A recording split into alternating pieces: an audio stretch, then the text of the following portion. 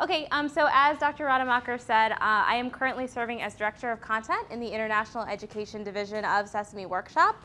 What I'm going to be talking to you about today is some of my work, but also some work that's been done by some of our partner organizations in the field. And again, what I'm really trying to talk about today is the theory and practice of creating and distributing media for social change. So just to give you a structure of the talk today, I'm going to start by defining a few terms. And then I'm going to work through 3 different cases, one of which is a Sesame case.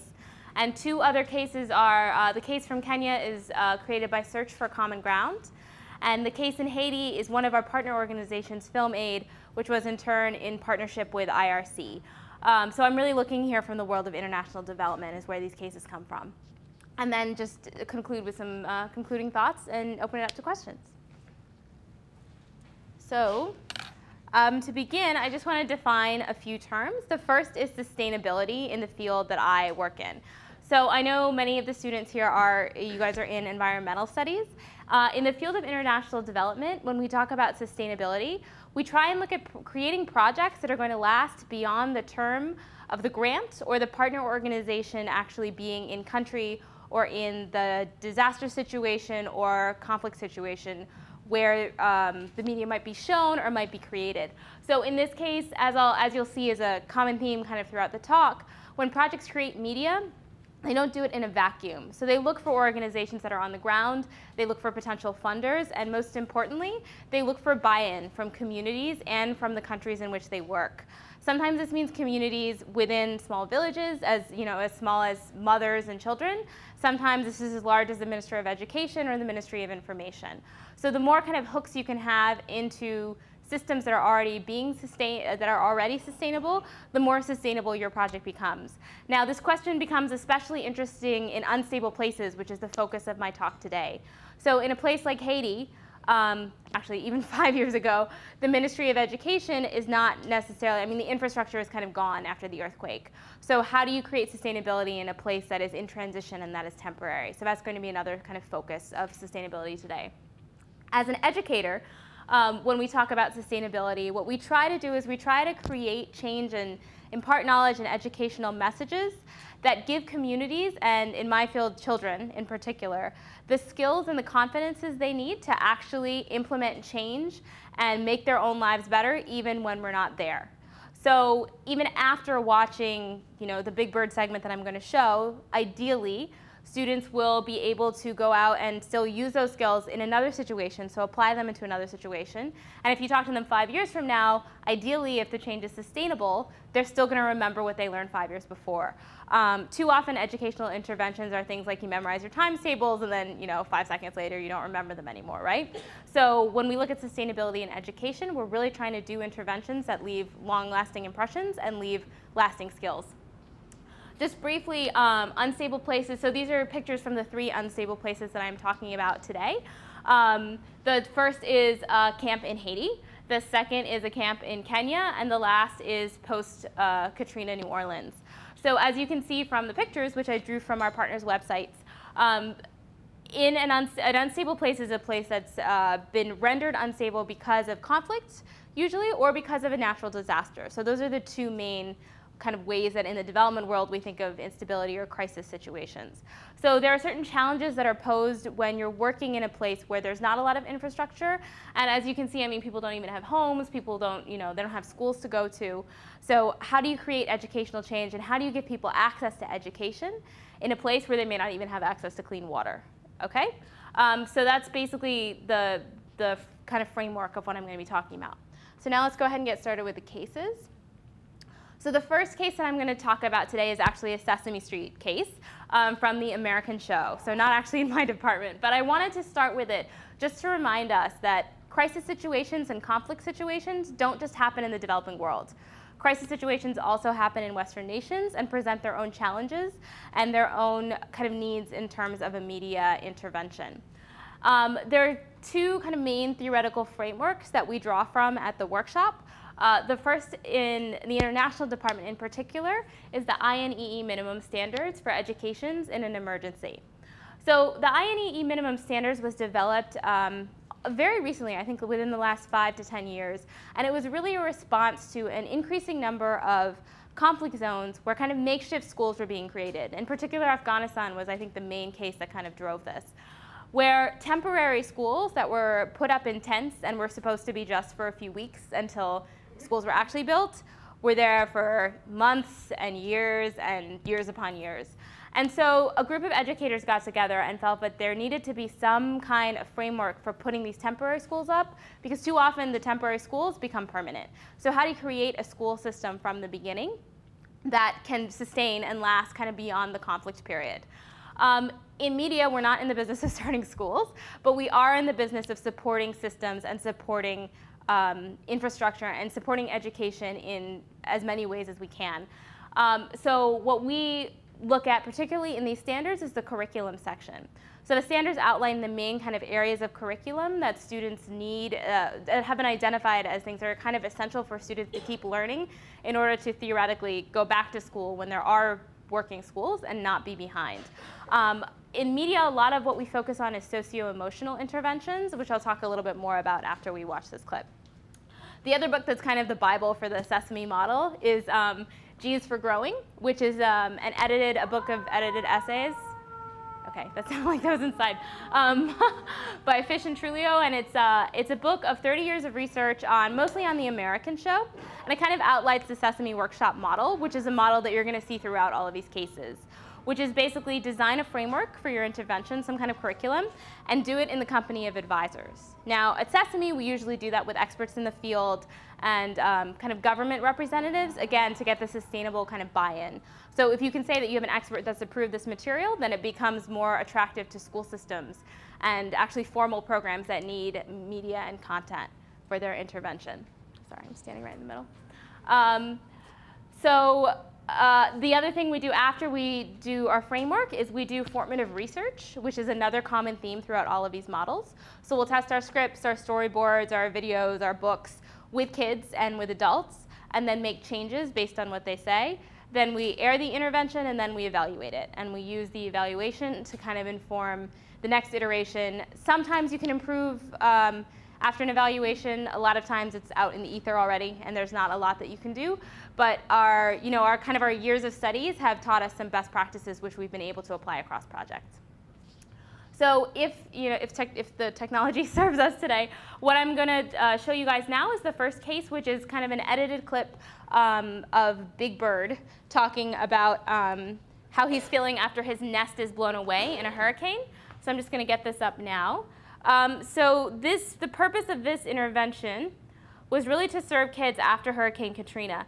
And as you'll see, it's built into this website where there's all kinds of other mediation for parents. So there's parenting tips on a hurricane. There's ways in general to comfort your kids through stressful times. Everything is in English and also in Spanish. We also, over the years, this is the benefit of working with an organization that's been around for 40 years, we've dealt with a lot of natural disasters. So earthquakes, hurricanes, cyclones, tsunamis, you have it. We have productions in these places. So we have kind of a general guide to talking to kids about natural disasters everywhere. And there's a whole menu of how to define like a tsunami for a 3-year-old, which is kind of cool, except, well, it's not cool, but the disasters happen, I guess. So here we have, here we go. So this is a DVD that actually goes with the kit that has all the materials that you saw before. And although it's got mediation materials, it's designed to be unmediated. So let's bring Big Bird up.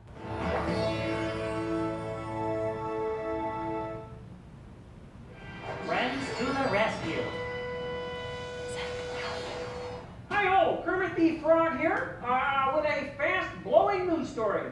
A hurricane could be heading towards Sesame Street. Look at that. What a storm.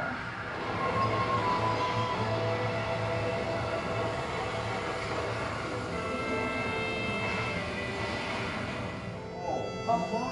Oh, It's Gordon. No. my home. My nest. Big Bird, Big Bird, Big Bird. It's all right. It's all right. No, it's not. You're right, Big Bird. It's not all right. But it will be all right. But my nest. What happened to my nest? Well, the wind was so strong that it just blew it all apart. Oh, no. Oh, It's all right, Big Bird. I'm here with you. my nest, my home. Don't worry, Big Bird, we're all gonna help you and we're gonna fix this. My nest, my home. As we can see, there's been a lot of damage done here. A lot of damage. Oh, my nest, my home. Well, that's what Lisa's trying to tell you, Big Bird. We can fix this. Really? Yes. We'll all work together and we'll clean this place up and make it just like the way it was. Okay, let's get to work. All right. Twig by twig, building it together. Branch by branch, over here we need a little twine. Over there we need a bit of string. Isn't this a wonderful design? How about a feather from my wing?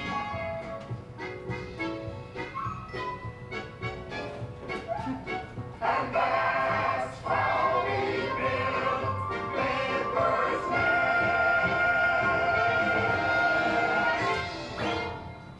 Thank you for being my friends. No. Thank you for being our friend, Big Bird. No. I thank you. No. Thank you. No, I thank No. you. Thank you. I thank No. you. Hello. Okay. I wanna thank you, thank you, thank you. We wanna thank you, thank you, thank you. We wanna thank you, thank you, thank you for being our friend. For being my friend. Thanks.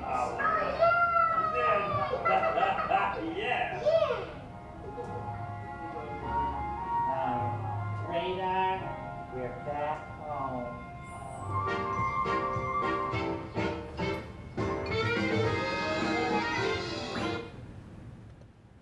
Okay. So I just wanted to point out a couple of key points about what we just saw. So this was designed to be shown on television and also accessed through the internet. So it's a very kind of Western model, right? Because in Haiti, there's really no TVs or internet. The purpose of this was also partially to kind of address these socio-emotional competencies that came out very clearly, right, in the intervention. That even if your home is destroyed, you still have your family. Your family isn't just people who are related to you. Your family is your community. You are not alone. You can depend on other people. We're not going to deny the fact that it's not okay, because it's not okay that so many people are in pain. But we are going to work together to make it better, and we are going to rebuild. So these are all messages that are designed to kind of empower kids, first of all, to create change on kind of a very basic level, that they can rebuild and they can help rebuild, and also build in them the technical term that you use in education is resilience, right? So build in them the skills they need to get through this crisis and be okay as they can be, you know, considering all the trauma that they're under, and to make them feel like they're not alone. On a very basic level, this was an emergency response, which means that it wasn't necessarily designed for classroom use. It was more designed for family use. And it was also designed basically because, you know, one of the main problems that happens after a crisis is people have nothing to do. And when you have nothing to do and you're bored, you sit around thinking about how terrible your situation is, and that leads psychologically to the buildup of stress and the buildup of, you know, kind of the negative psychological outcomes that you often see after a disaster. So one very, very common thing that governments will do in the aftermath of a disaster is the first thing they'll do is they'll set up screenings. I was actually, as I was putting this talk together, I was reading India After Gandhi, this Ramachandra Guha's book, and he talked about after partition, the first thing they did in the camps for refugees in Pakistan is they set up screens and they started showing Disney movies. So this kind of intervention dates back to like the 1940s. This is kind of a classic thing that you do with media. Now the question is, you can show Disney movies that, you know, have sort of questionable social messages, or you can show this kind of intervention where you're actually providing kids with some kind of skills and competencies. Now this isn't the best thing to show necessarily. I mean, after the aftermath it's fine, but 6 months down the line you want kids to actually be learning things and actually to be kind of moving beyond the crisis stage. So the next case that we're going to look at talks a little bit about what happens after, you know, after the initial aftermath of a disaster has happened. And then the other thing that I wanted to point out is that another kind of idea when this was being put together was to be able to use it in school systems and after-school centers. So again, supporting infrastructure without, I mean, media companies are not in the business of creating infrastructure, but as much as possible to support school systems and infrastructure that might create a demand for more of these materials so that your project can keep going and keep evolving in other ways. Okay, so that's our first case. So our second case is in Kenya. This is a soap opera called The Team, and it's produced by Search for Common Ground. Soap operas for development really started probably in the 70s or 80s, and they're credited to two kind of main theoretical, I guess, leads in the field. The first is Albert Bandura, who came up with social cognitive theory. And his theory has to do with how media actually changes the way people think and the way people act. So he talks a lot about how, well, he gives very specifics of things that seem to work in media and that people emulate and that people learn from. And Sabito, actually, who's the last editor on this, this volume, which is a great volume. Arvind Singh's work is very good too, Singh's work. About kind of specific things that happen in a soap opera that what are called prime people, okay? So give them a certain response to media that can last much beyond the media. Some of the things he talks about are, one of the biggest things he talks about are characters on the show.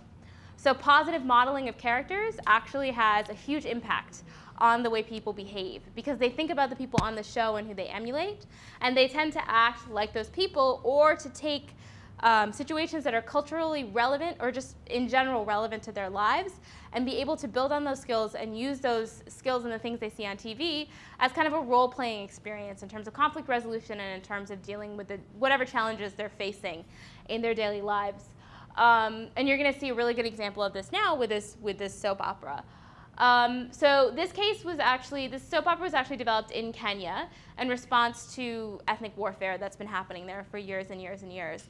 So the other interesting thing about this case is that it's shown in Kenya as a whole, but was kind of originally developed to be used in IDP camps or internally displaced persons camps. So these IDP camps, Kenya is kind of a center for a lot of refugees from East Africa that have been there for years, you know. And these camps were designed to be temporary residences, but there are people who have been living in these camps for over a decade. So then the line between, and you know, they're always in transition, they're always trying to get out of the camp, but for a variety of kind of structural, social reasons, just don't have the resources to get out. So again, this intervention is really looking at what happens when that situation of temporary just doesn't feel so temporary anymore. So the case is actually trying to respond to some of the conflict that actually brought the people into the camps, and that in some ways influenced their ability to kind of get out of the camps and feel comfortable, whether in their home countries or in Kenya itself. Now, a couple of things I want you to pay attention to when you're watching this soap opera called The Team. First of all, the characters are very specifically chosen, as are the conflicts. Okay, so they're chosen to be representative of real life, but also kind of pushing the boundaries of real life, which I'll talk a little bit more about after we watch it. The second thing is that the kind of conflicts that they show are conflicts that people face every day. You know, they're not these crazy kind of, you know, days of our lives and then my dead stepbrother came back from the grave kind of things. There are things that actually happen to people so that people can take that case and kind of move beyond just watching the media and apply it to their daily life. So that's what we're going to watch now, if I don't trip over the cord. So again, this was produced by Search for Common Ground, which is a really, really great nonprofit organization.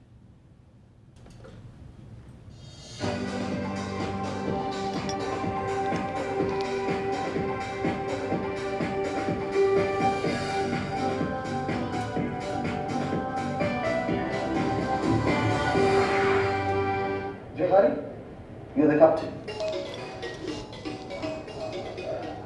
Show me that you deserve that first, all right? Yes, coach. Let us go out there, play as a team, think as a team, work as a team. Can't play football like you. That's very nice of you. But even I have to go to school just like you. You mean at the IDP camp? Yes, the IDP camp. And what does that mean? It means people who have been sent away from their homes. Are you sure this is your right way home? What did you say, Mommy? Lulu, did I say anything wrong? Mommy. Did you may ask Coach? Where is her mother? The trust that Lulu has in you made me choose someone I can trust as the captain. But I'm not from there. I'm from the other side of the country. Ben, can I have a word with Buhari? You come from the same tribe as the people who killed my wife. Na mbona hukuniambia kuwa Johari ni wa ile kabila nyingine? Sijui utafanyaje, lakini mimi sitaki Lulu karibu na Johari. Lakini pia mimi sitaki Lulu awe na chuki moyoni. Si hivyo kijana. Ni hivi. Watu wa huko ukiwapa cheo kama cha captain. Unajua kesho watataka president. You know, according to her, she thinks that you represent and remind us of the tragedy we went through. We argue a lot about it. I'm happy all that is over now. I'm glad it's over too.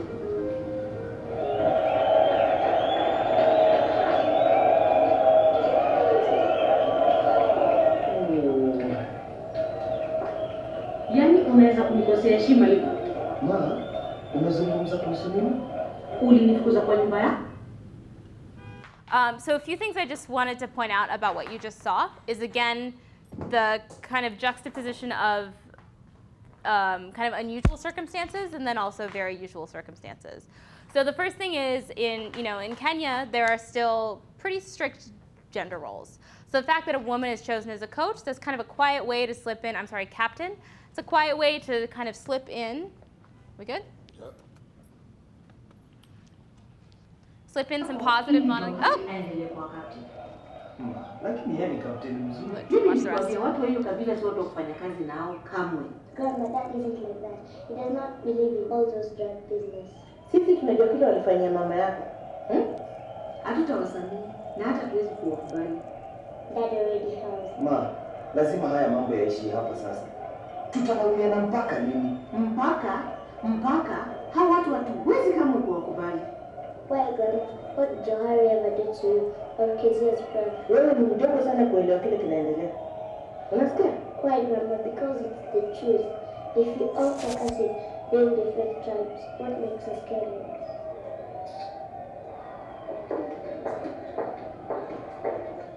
Sorry, Dad. No, it's okay, Lulu. She had to be told the truth, and I'm glad it came from you. Now let's go to the beach and win. So.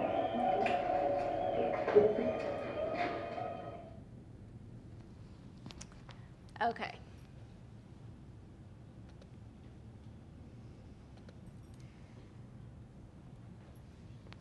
Okay. So again, using the choice of a female captain was a very pointed choice, right? Because you're using a character who is accessible and someone that people in the communities and these countries are familiar with, but putting her in kind of an unusual role and just not making a big deal about it, right? The woman's a captain, that's just the way it is. So that's a very common device that's used in, public health soap operas throughout the world, particularly in South Asia where they're very popular. There tends to be roles of strong women who kind of fight with their husbands but are still relatable. So they're the same income level, they maybe have the same jobs if they have jobs, they live in the same communities, wear the same kind of clothes.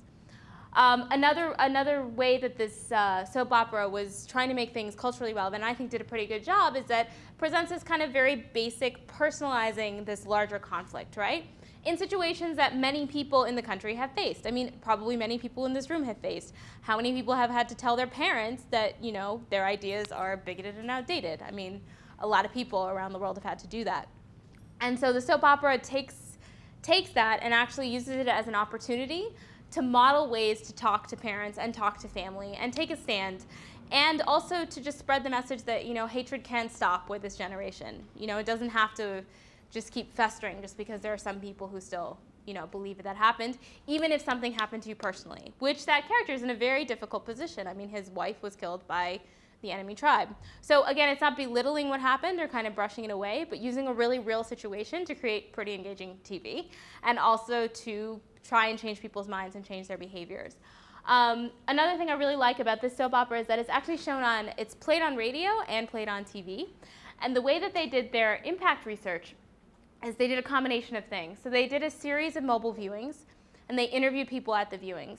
And one thing that came out of them, which was really cool, is that some of the people who were at the viewings actually started a whole program and took these viewings to their IDP camps or to their neighborhoods, and actually created a whole system of showing these and doing discussions and kind of building off of the work that way.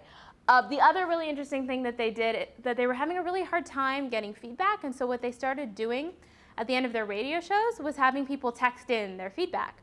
So if you actually go to the site, there's a whole list of text messages from people who have personally been touched by this radio program or soap opera. And of course, I mean, they're not going to post the ones that are negative, right? But the ones that are up there are quite positive, and I'll talk about how the soap opera changed the way they thought about a neighboring tribe, how it hit home because it was something very personal, but they could also relate to. So they've done very innovative things to try and get people to access it, and also to think about it, because as soon as you have to write an SMS to someone about what you think, you actually have to think about the content and think about what happened on the show. So it's kind of a very elegant way to make people not just see the show, but also respond to it. Okay? Okay, so our last case is in Haiti. So the theoretical framework that's kind of being used in this case, for the most part, is this participatory video type methodology. Elizabeth Soap is my personal favorite for this kind of methodology, and she talks, Molly Blackburn's also quite good. They talk a lot about how the learning process behind creating your own media. So this was an intervention that was created by FilmAid and IRC. FilmAid is a fantastic organization. Their whole mission is to go into communities and use media as a tool to create greater social change. So as you'll see, I don't want to talk too much because I think I'm running a little bit short of time, but as you'll see from this, it's very clear in the clip. It's in Haitian Creole, and it's not, I couldn't find one with subtitles, and I actually asked FilmAid for one, and they didn't have one, but it's very clear visually what's going on, even if you don't speak Haitian Creole. The way the video was created is that FilmAid actually goes into communities and has community meetings as a, kind of as a hook after these screenings. So they went into Haiti first to screen the World Cup. And some of our material actually from Sesame was screened in between these World Cup games. And then at the end of the World Cup games, they'd be like, hey, you guys are here. Do you want to make a movie? And then the whole thing is that they actually ask the community to come up with problems in their communities and then make a movie addressing it. And then they organize screenings in the communities where they actually they show the media produced in the community, and then they have a discussion about it. And then this leads to kind of more lasting change within the community. So again, it's a very sustainable thing because they leave behind the skills, they often leave behind equipment and infrastructure, and they leave behind kind of the model for doing these kind of mediations, mediated sessions and discussions. So without further ado, let me show you, and this is actually in a little bit of an environmental clip, a little bit of health, a little bit environmental. Okay.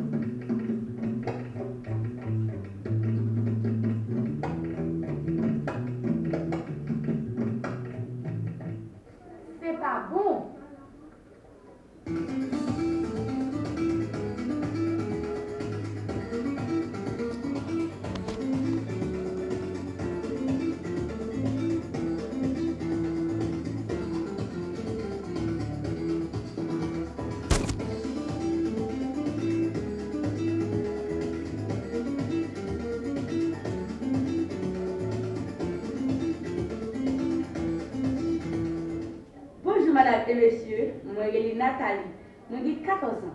Clairement, pas que nous parler. Suivez-moi.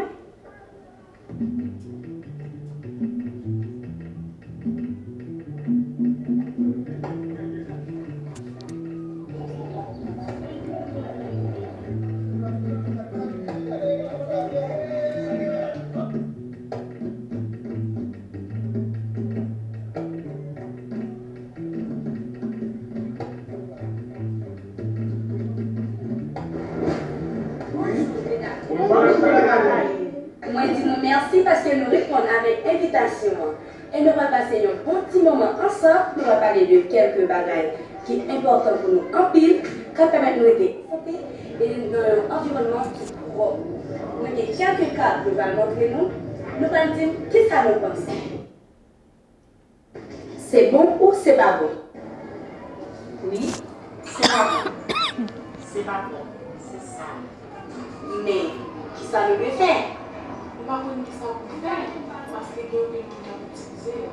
Moi, comme qui ça peut faire? Il faut que la publique pour un pro, donc c'est de la tête dans la caille. Très bien, félicitations. Mais, et ça?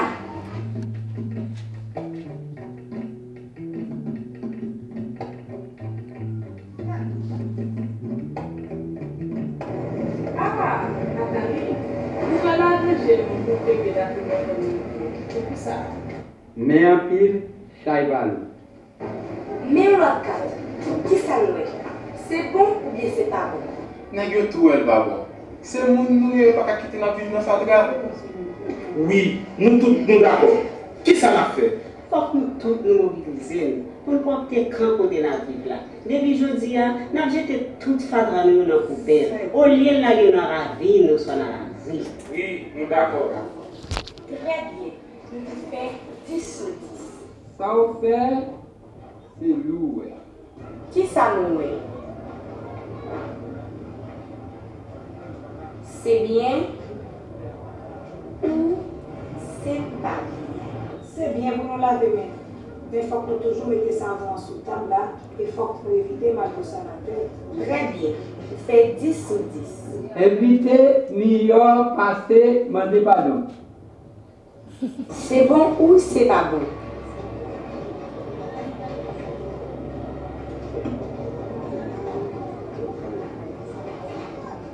Non, c'est pas bon.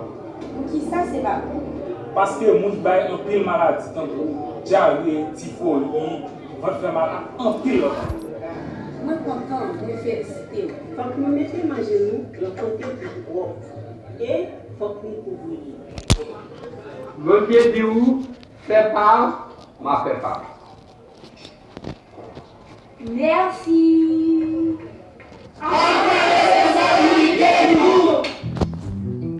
Okay, so this is a very kind of different model of media, right? Because the other models that we looked at are designed to be completely unmediated. You watch it on TV and it's supposed to change your life. You're supposed to want to watch it all the time, right? So it's a very different kind of way to hook people in and change their lives, theoretically. This model, media is kind of an incidental. It's like the tool to create community change and to actually to educate, but the media itself that's produced is only a part of the process of education, right? So FilmAid does this all over the world. They do it in IDP camps in Kenya. They've done it in Cambodia after the civil war there. And really what their model does is it teaches communities to advocate for themselves through media and through other means. So this is looking at, again, kind of a more sustainable impact so that when FilmAid leaves, this model of doing community meetings, creating your own media, as long as there are cameras there, can function without FilmAid. So another thing that I really like about this model is that the episode or the segment that you just saw actually takes place in a camp in Haiti, in Port-au-Prince. So it actually deals with the problems in the camp, things like communal latrines, things like flies on the food and people all putting trash in the same place. But this can be extended to their community even beyond the time that hopefully they move out of the camps and people move back into their homes. So again, it's a long-lasting change. Another thing I wanted to point out is that it draws a little bit from some of the other methodologies that we've talked about. For example, it draws from Subito in that the person who's leading everything is a young woman who often in these communities would be marginalized, right? So it's again modeling that everyone has a part in making change, and there was kind of a wide variety of ages and people who were involved in making the change, and that it's a community affair. So that kind of modeling is still happening.